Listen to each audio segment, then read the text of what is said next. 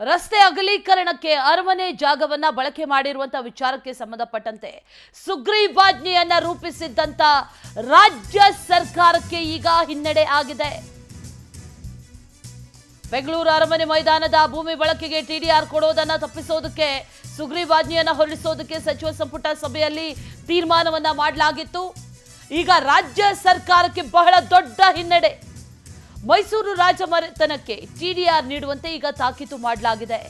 ರಾಜ್ಯ ಸರ್ಕಾರಕ್ಕೆ ಸೂಚನೆ ಕೊಟ್ಟಿದೆ ಸುಪ್ರೀಂ ಕೋರ್ಟ್. ಆದೇಶ ಮರುಪರಿಶೀಲನೆಯೇ ಇಲ್ಲ ಅಂತ ಚಾಟಿ ಬೀಸಿದೆ.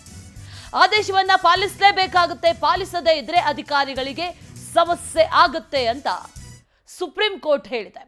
ರಾಜ್ಯ ಸರ್ಕಾರಕ್ಕೆ ಸುಪ್ರೀಂ ಕೋರ್ಟ್ನಿಂದ ಈಗ ಎಚ್ಚರಿಕೆಯನ್ನ ನೀಡಲಾಗಿದೆ.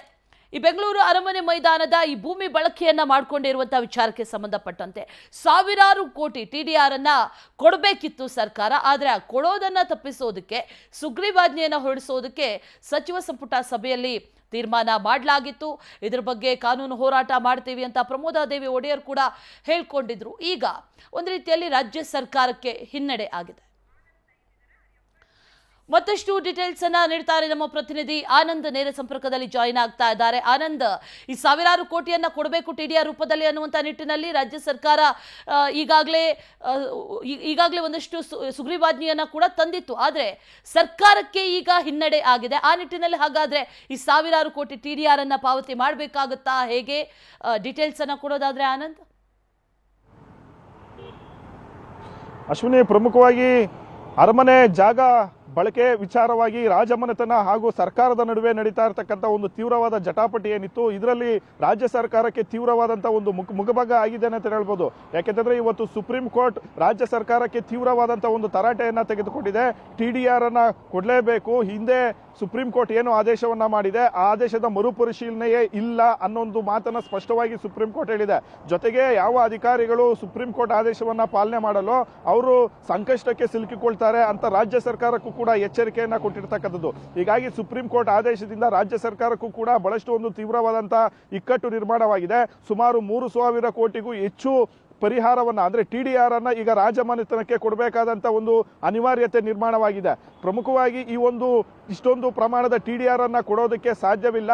ರಾಜಮನೆತನದ ಅಥವಾ ಅರಮನೆ ಜಾಗದ ಒಂದು ಜಾಗ ಏನಿದೆ ಅದನ್ನ ರಸ್ತೆಗೆ ಬಳಕೆ ಮಾಡ್ಕೊಳ್ಬೇಕೋ ಬೇಡವೋ ಅನ್ನೋ ಒಂದು ತೀರ್ಮಾನ ಸರ್ಕಾರಕ್ಕೆ ಬಿಟ್ಟಿದ್ದು, ಸರ್ಕಾರ ಅದ್ರ ಬಗ್ಗೆ ನಿರ್ಧಾರ ಮಾಡುತ್ತೆ ಅಂತ ಈಗಾಗಲೇ ಒಂದು ಸುಗ್ರೀವಾಜ್ಞೆಯನ್ನ ಜಾರಿ ಮಾಡಿದ್ರು. ಆ ಸುಗ್ರೀವಾಜ್ಞೆಯ ಒಂದು ಜಾರಿ ಬೆನ್ನಲ್ಲೇ ಈಗ ಸರ್ಕಾರಕ್ಕೆ ತೀವ್ರವಾದಂತಹ ಒಂದು ಚಾಟಿ ಸುಪ್ರೀಂ ಕೋರ್ಟ್ ಬೀಸಿರ್ತಕ್ಕಂಥದ್ದು.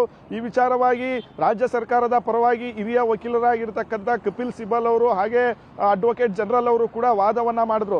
ಅವರ ವಾದಕ್ಕೆ ಯಾವುದೇ ರೀತಿಯ ಒಂದು ಪುರಸ್ಕಾರವನ್ನ ಅಥವಾ ಅವರ ಒಂದು ವಾದಕ್ಕೆ ಸುಪ್ರೀಂ ಕೋರ್ಟ್ ಕೂಡ ಗರಂ ಆಗಿರ್ತಕ್ಕಂಥದ್ದು. ಹಾಗಾಗಿ ಹಿಂದಿನ ಆದೇಶ ಏನು ಕೊಟ್ಟಿತ್ತು, ಟಿಡಿಆರ್ ಅನ್ನ ಕೊಟ್ಟು ಆ ಒಂದು ಜಾಗವನ್ನ ಬಳಕೆ ಮಾಡ್ಕೊಳ್ಬೇಕು ಅಂತ, ಆ ಒಂದು ಆದೇಶದಲ್ಲಿ ಯಾವುದೇ ರೀತಿಯ ಒಂದು ಬದಲಾವಣೆ ಇಲ್ಲ ಅನ್ನೊಂದು ಮಾತನ್ನ ಸುಪ್ರೀಂ ಕೋರ್ಟ್ ಹೇಳುವ ಮೂಲಕ ಈಗ ರಾಜ್ಯ ಸರ್ಕಾರಕ್ಕೆ ತೀವ್ರವಾದಂತಹ ಒಂದು ತಿರುಗೇಟನ್ನ ಕೊಟ್ಟಿರ್ತಕ್ಕಂಥದ್ದು.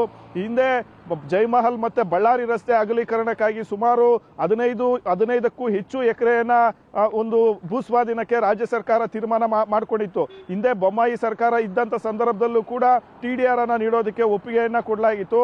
ಒಂದಷ್ಟು ಅಲ್ಲಿ ಕಾಮಗಾರಿಗಳನ್ನು ಕೂಡ ಶುರು ಮಾಡತಕ್ಕಂಥ ಒಂದು ಕೆಲಸಕ್ಕೆ ರಾಜ್ಯ ಸರ್ಕಾರ ಕೈ ಹಾಕಿತ್ತು. ಆದ್ರೆ ಸುಮಾರು 3,000 ಕೋಟಿಯಷ್ಟು ಆ ಪರಿಹಾರವನ್ನ ರಾಜಮನೆತನಕ್ಕೆ ಕೊಟ್ಟಿದ್ದೇ ಆದ್ರೆ ಬೇರೆ ಬೇರೆ ಅಭಿವೃದ್ಧಿ ಕಾಮಗಾರಿಗಳಿಗೆ ಹಿನ್ನಡೆ ಆಗುತ್ತೆ, ಅಭಿವೃದ್ಧಿಗೆ ಮಾರಕ ಆಗುತ್ತೆ ಅಂತ ಸಿದ್ದರಾಮಯ್ಯನವರ ಸರ್ಕಾರ ಟಿಡಿಆರ್ ನೀಡೋದಕ್ಕೆ ಹಿಂದೇಟನ್ನ ಹಾಕಿತ್ತು. ಬದಲಾಗಿ ಆ ಒಂದು ವಿಚಾರದ ಬಗ್ಗೆ ರಾಜಮನೆತನದ ವಿರುದ್ಧ ಒಂದು ಸುಗ್ರೀವಾಜ್ಞೆಯನ್ನು ಕೂಡ ರಾಜ್ಯ ಸರ್ಕಾರ ಹೊರಡಿಸಿತ್ತು. ಈಗ ಸುಪ್ರೀಂ ಕೋರ್ಟ್ ಚಾಟಿ ಬೆನ್ನಲ್ಲೇ ರಾಜ್ಯ ಸರ್ಕಾರ ಯಾವ ರೀತಿಯ ಒಂದು ನಿರ್ಧಾರವನ್ನ ತೆಗೆದುಕೊಳ್ಳುತ್ತೆ ಅನ್ನೋ ಒಂದು ಕುತೂಹಲ ಸದ್ಯಕ್ಕೆ ಕಾಡ್ತಾ ಇರ್ತಕ್ಕಂಥದ್ದು. ಏನೇ ಆದ್ರೂ ಕೂಡ ಸುಪ್ರೀಂ ಕೋರ್ಟ್ ಒಂದು ಚಾಟಿ ಬೀಸಿದ ಬೆನ್ನಲ್ಲೇ ಈಗ ರಾಜ್ಯ ಸರ್ಕಾರಕ್ಕೂ ಕೂಡ ಒಂದು ರೀತಿ ಮುಜುಗರ ಉಂಟಾಗ್ತಕ್ಕಂಥ ಒಂದು ಕೆಲಸ ಆಗಿದೆ.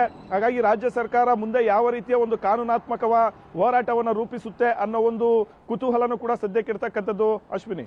Okay Anand, thank you ಡೀಟೇಲ್ಸ್ಗೆ.